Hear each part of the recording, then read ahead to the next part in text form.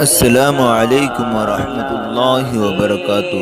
ناظرین، اگر آپ ہمارے چینل میں نئے ہیں تو ہمارا چینل یس سر چینل کو سبسکرائب کریں اور بیل آئیکن کو دبائیں تاکہ نئے نئے ویڈیو اپلوڈ ہوتے ہی آپ تک نوٹیفیکیشن کے ذریعے پہنچ سکیں۔ جزاک اللہ۔ ہمیں فخر ہوتا ہے کہ جب کوئی پوچھتا ہے، ہم باہر جب کسی دوسرے صوبے میں جاتے ہیں، وہاں جب پوچھا جاتا ہے کہ آپ کرناٹک سے آئے تو اچھا وہاں کے آپ جہاں جہاں کے مفتی شعیب اللہ صاحب، تو کرناٹک کو مفتی شعیب اللہ کی نسبت پر پہچانا جاتا ہے، اس لیے کہ اللہ نے وہ صلاحیتیں ان کو دی ہیں، وہ تقویٰ، وہ طہارت، وہ علم، اللہ نے ہر چیز سے ان کو نوازا ہے۔ ابھی آپ نے نعت پاک سنی، وہ مفتی صاحب ہی کی لکھی ہوئی نعت پاک ہے، اتنی شاندار نعت پاک ہے کہ دل جھوم اٹھتا ہے، انسان اللہ کے نبی کی محبت میں کھو جاتا ہے۔ اس طرح کی ان کی بہت نعتیں ہیں، اور ان کے پڑھنے والے ان کے فرزند ہوں تو اور بھی مزہ آ جاتا ہے اس کے اندر۔ اللہ نے ان کے فرزند کے اندر بھی وہ صلاحیتیں منتقل کی ہیں جو ہم نے ابھی وہ چیزیں سنی ہیں۔ حضرت مفتی شعیب اللہ خان صاحب کو اللہ نے تشریح و تعلیم کا ایک بہت ہی عمدہ شوق دیا ہے، اور اب سے نہیں، زمانۂ طالب علم سے ہی جب حضرت ہرسولی اور مفتاح العلوم جلال آباد سے فارغ ہو کر، میں بھی ہرسولی ہی پڑھا ہوں، اس نسبت سے مفتی صاحب کی میری ماشاءاللہ قربت بھی ہے، جب وہاں سے فارغ ہو کر کے گئے حضرت نے اسی وقت سے تشریح و تعلیم کا سلسلہ شروع کیا تھا۔ حضرت کی اردو کتابیں بھی ہیں، عربی کتابیں بھی ہیں، اور انگلش کتابیں بھی ہیں، اور انگلش میگزین بھی نکلتے رہتے ہیں حضرت کے یہاں سے۔ حضرت کو اللہ نے بہت ہی صلاحیتوں سے نوازا ہے، اور تصوف کے میدان میں حضرت مفتی صاحب کو حضرت مفتی مظفر حسین صاحب، جو ہمارے پورے ہندوستان کی سب سے بڑی شخصیت تھی، ان سے خلافت بھی حاصل ہے۔ کوئی بھی شعبہ ایسا نہیں جہاں مفتی صاحب نے کام نہ کیا ہو۔ ہمارے لیے بہت بڑی ایک نعمت ہے مفتی صاحب، خصوصاً کرناٹک والوں کے لیے بہت ہی قدر کرنے کی ضرورت ہے۔ مفتی صاحب جیسی شخصیت ہمارے علاقے میں ہے، اور ہم ان سے فیض نہ اٹھائیں یہ ہماری بدنصیبی ہے۔ اسی لیے جب بھی مجھے کوئی آ کر کے پوچھتا ہے کہ جلسے میں کس کو بلایا جائے، تو میں اکثر یہی رائے دیتا ہوں کہ مفتی شعیب اللہ خان صاحب کو بلایا جائے۔ اللہ نے انہیں ہر ایک سلسلے سے نوازا ہے، ہر لائن سے اللہ نے ان کو نوازا ہے۔ اس کے فیوز و برکات ہمارے علاقے میں آئیں گے تو بہت بڑی ہماری سعادت کی چیز ہے۔ تو ہم مفتی صاحب کا تہ دل سے شکر ادا کرتے ہیں کہ حضرت مفتی صاحب نے ہم چھوٹے لوگوں کی دعوت پر ہماری دعوت کو قبول کیا۔ ابھی جیسا کہ ہمارے مولانا ابو بکر صاحب جو دارالعلوم مڈلگی کے محتمم ہیں، ماشاءاللہ بہت اچھا کام کر رہے ہیں۔ انہوں نے بندے کو صدارت کے بارے میں سنا، لیکن میں سمجھتا ہوں کہ ہم تو چھوٹے لوگ ہیں، یہ ہمارے ساتھیوں کی حسن ظن کی بات ہے کہ انہوں نے صدارت کا نام لیا، سرپرستی کا نام لیا۔ اصل تو حقیقت یہ ہے کہ ہمارے سرپرست اور صدر مفتی شعیب اللہ خان صاحب ہیں۔ تو اس جلسے کا جو مقصد ہے آپ سبھی اشتہار کے ذریعے سے جان چکے ہیں۔ دیکھیے اللہ کے نبی کی حدیث ہے کہ خیر الاماکن مساجدھا، بہترین جو جگہ ہیں دنیا میں وہ مسجدیں ہیں۔ اللہ نے مسجدوں کو تعمیر کے سلسلے میں جو فضیلتیں گنائی ہیں، قرآن پاک میں آیتیں ہیں، احادیث ہیں، وہ بہت ہی عمدہ قسم کی ہیں، سبھی حضرات جانتے ہیں، کوئی تفصیل میں نہیں جانا ہے۔ اس جلسے کا مقصد ہی یہ ہے کہ جو ہمارا مرکز ہے، یہ ہمارے کرناٹک کا جس کو ہم میوات کہتے ہیں، ماشاءاللہ یہ علاقہ پہلے جہالت میں ڈوبا ہوا تھا، لوگ دین نام کی کوئی چیز جانتے نہیں تھے، اور نوالوں جیسے رواج وغیرہ میں مبتلا تھے۔ اللہ نے دعوت و تبلیغ کی محنت کے ذریعے سے کہ تمام لوگوں کو بدلا کہ اللہ نے فوجن کو کرناٹک کا میوات کہلوا دیا۔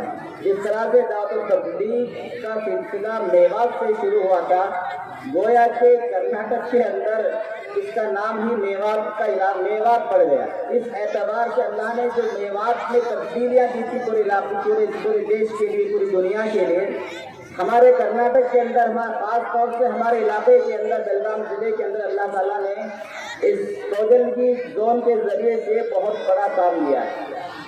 اسی لیے یہاں جماعتیں روزانہ آتی رہتی ہیں اور روزانہ یعنی ہر سال ایک جوڑ ہوتا ہے، مستقل طور سے بڑا جوڑ ہوتا ہے، بہترین قسم کا جوڑ ہوتا ہے جس میں تمام علاقے کے لوگ شریک ہوتے ہیں اور ہر گھر سے ہر فرد جماعت میں نکلتا ہے۔ اس طرح سے ماشاءاللہ چھوٹے سے جوڑ میں بہت سی جماعتیں نکل جاتی ہیں، جس کی وجہ سے ہمارے علاقے میں یعنی دینی بیداری کا بہت بڑا اس مرکز سے کام ہوا ہے۔ آج اس مرکز میں جگہ کی تنگی کی وجہ سے جماعتیں آتی ہیں، مکتب چل رہا ہے، اسی طرح سے اور دوسری چیزیں بھی پروگرام ہوتے رہتے ہیں، جگہ تنگ پڑ رہی ہے، چھوٹی پڑ رہی ہے، اس لیے یہاں مشورہ کر کے یہاں کے ذمہ داروں نے یہ طے کیا ہے کہ مرکز کو 2 منزل یا 3 منزل کیا جائے۔ اس مقصد کے لیے اس جلسے کو بلایا گیا ہے۔ آپ لوگوں کو دعوت دی گئی ہے، آپ لوگوں کو تکلیف دی گئی ہے۔ آپ لوگ ماشاءاللہ اتنا لمبا سفر طے کر کے صرف مسجد کی نسبت پر، مرکز کی نسبت پر اس ٹھنڈے موسم کے اندر آپ تشریف لائے ہیں، یہ آپ لوگوں کی ہمت کی بات ہے اور ہمیں اس کی بہت بڑی قدر ہے کہ آپ لوگ یہاں تشریف لائے ہیں۔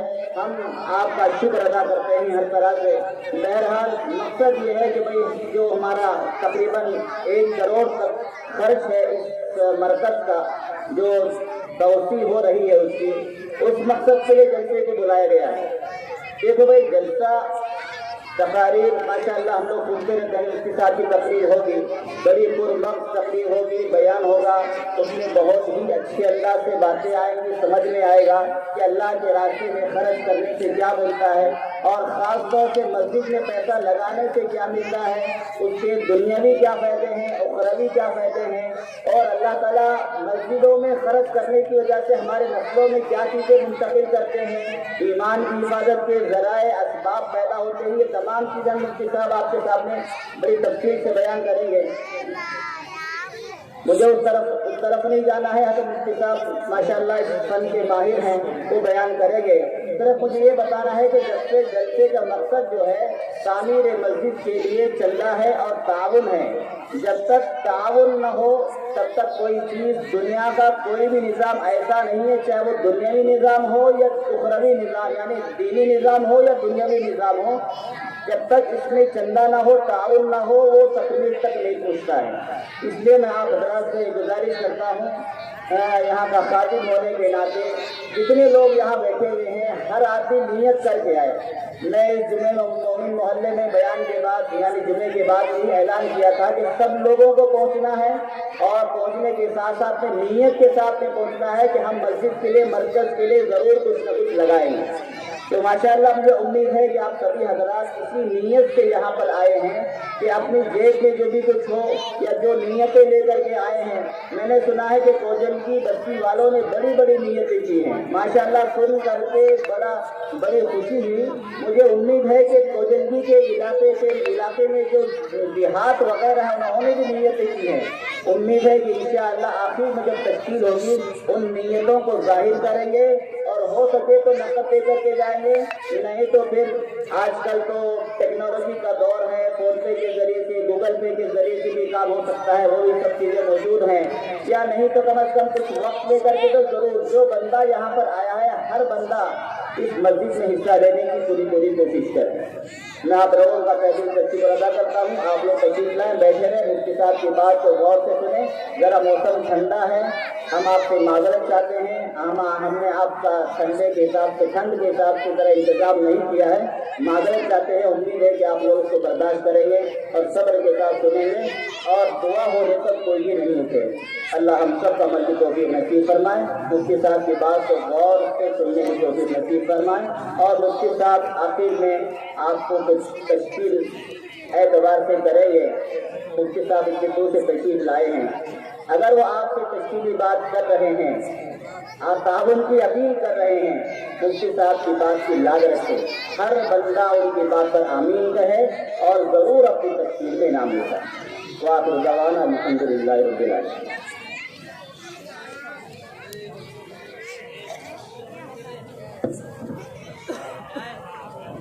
جزاکم اللہ خیرا واحسن الجزاء۔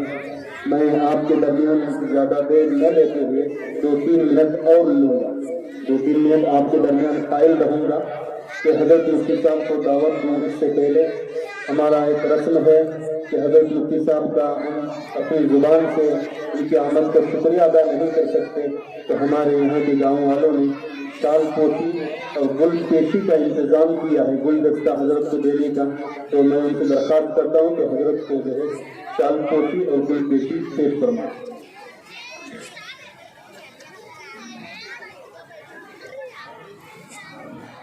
حضرت والا تشریف فرما ہے، میں حضرت مولانا بشیر صاحب کو درخواست کرتا ہوں کہ حضرت والا کو شال پوشی اور گل پیشی فرمائیں۔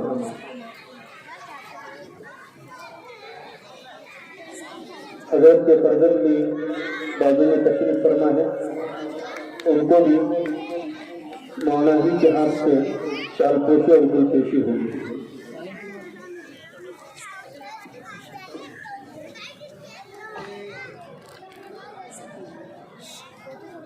اسی طریقے سے ہمارے اس جلسے کے صدر محترم اور ہمارے استاد حضرت مولانا بشیر الحق صاحب کو شال پوشی اور گل پیشی کے لیے ہمارے تجربی کے زون کے ذمہ دار مولانا عبد الملک صاحب سے درخواست کرتا ہوں۔ اسی طریقے سے ہمارے مدعو خاص حضرت حافظ محمد جمشید صاحب محتمین جامعہ وسیط العلوم گوکاک کو گل پوشی اور شال پوشی اور گل پیشی کے لیے مولانا عبید اللہ صاحب کو درخواست کرتا ہوں۔ اسی طریقے سے ہمارے امیری جماعت تعلقہ گوکاک حضرت الحاج قطب الدین صاحب برساتپور کو ان کو شال پوشی اور گل پیشی کے لیے مولانا فاروق صاحب سے درخواست کرتا ہوں۔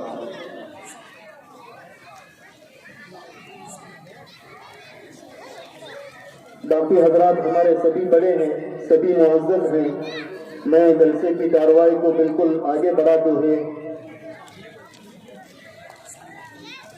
ماشاءاللہ اس جلسے کے ناظرین محترم ہم سب کے رفیق محترم مولانا ابوبکر صاحب ماشاءاللہ سر کے بعد سے اور پہلے بھی اور ابھی بھی بہت میں خوبی اس جلسے کے انتظام کو سنبھال رہے ہیں۔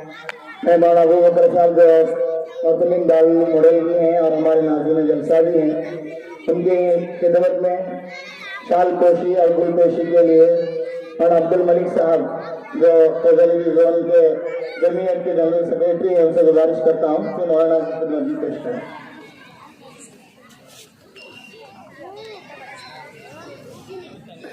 اور مولانا ابوبکر صاحب سے درخواست کرتا ہوں کہ ہمارے دوسرے ناظرین جلسہ مولانا عبد الملک صاحب کو اپنے ہاتھوں سے دیں۔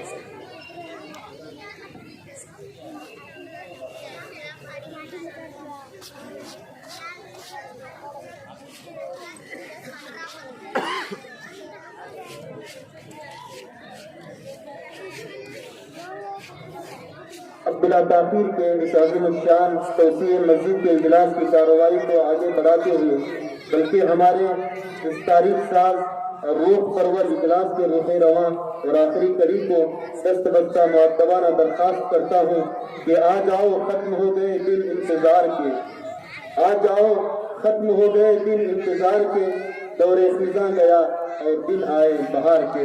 حضرت والا ہم سامعین کو اپنے مواعظ حسنہ کے ذریعے سے مستفیض فرمائے۔